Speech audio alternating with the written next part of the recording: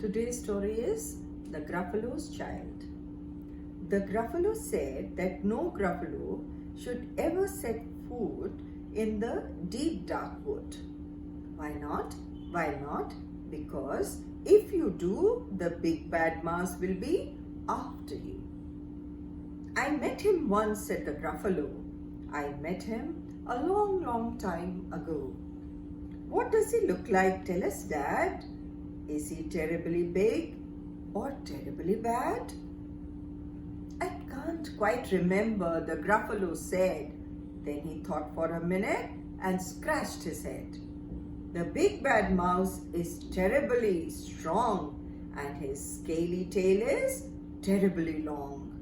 His eyes are like pools of terrible fire and his terrible whiskers are tougher than wire.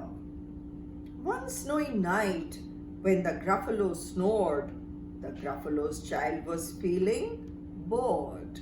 The Gruffalo's child was feeling brave, so she tiptoed out of the Gruffalo cave. The snow fell fast and the wind blew wild. Into the wood went the Gruffalo's child. Aha! Oh, a trail in the snow. Whose is this trail? And where does it go? A tail poked out of a log pile house. Could this be the tail of the big bad mouse? Out slid the creature. His eyes were small and he didn't have whiskers. No, none at all. You're not the mouse, not I, said the snake. He's down by the lake eating Gruffalo cake. The snow fell fast and the wind blew wild. I'm not scared, said the Gruffalo's child. Aha, oh, marks in the snow. Whose are these claw marks? Where do they go? Two eyes gleamed out of a treetop house. Could these be the eyes of the big bad mouse? Down flew the creature. His tail was short and he didn't have whiskers of any sort. You're not the mouse, too not I, but he's somewhere nearby eating Gruffalo pie. The snow fell fast and the wind blew wild. I'm not scared, said the Gruffalo's child. Ah, oh, a track in the snow. Whose is this track and where does it go? Whiskers at last and an underground house. Could this be the house of the big bad mouse? Out slunk the creature. His eyes weren't fiery. His tail wasn't scaly. His whiskers weren't wiry. You're not mouse. Oh no, not me. He's under the tree drinking Gruffalo tea.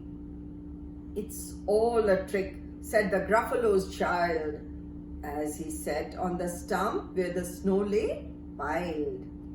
I don't believe in the big bad mouse. But here comes a little one out of his house. Not big, not bad, but a mouse at last.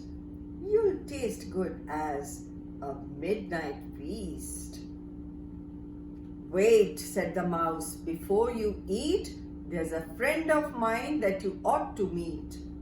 If you let me hop onto a hazel twig, I'll beckon my friend so bad and big. The Gruffalo's child unclenched her fist. The big bad mouse, so he does exist. The mouse hopped into the hazel tree. He beckoned, then said, just wait and see. Out came the moon. It was bright and round. A terrible shadow fell onto the ground. Who is this creature so big, bad and strong? His tail and his whiskers are terribly long. His ears are enormous over his shoulder. He carries a nut as big as a boulder.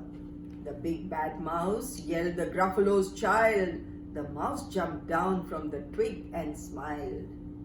Aha, oh, prints in the snow. Whose are these footprints? Where do they go? The footprints led to the Gruffalo's cave. where the Gruffalo's child was a bit less brave. The Gruffalo's child was a bit less bored. And the Gruffalo snored and snored and snored. Thank you.